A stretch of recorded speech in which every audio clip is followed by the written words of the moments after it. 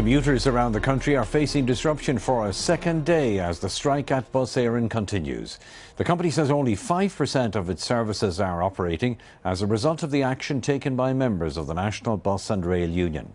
The Transport Minister Leo Varadkar called on the union to re-enter talks with management.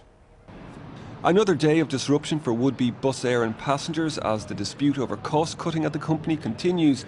95% of routes were again cancelled as the busy weekday services were affected for the first time.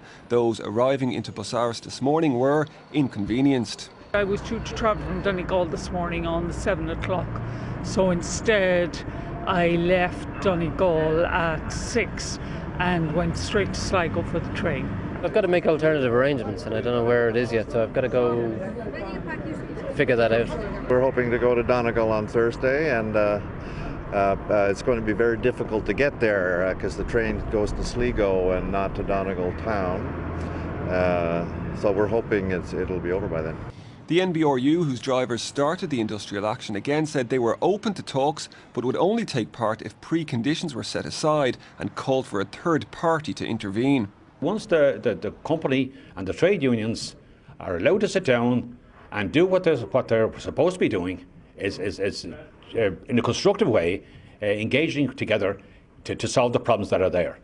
Within 5 minutes that could be done.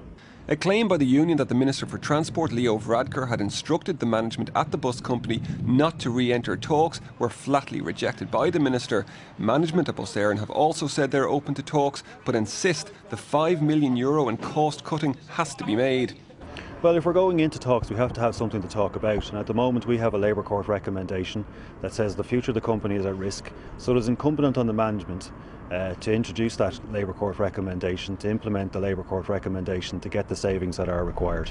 The wait for an end to this dispute goes on. Conor Hunt, RTE News.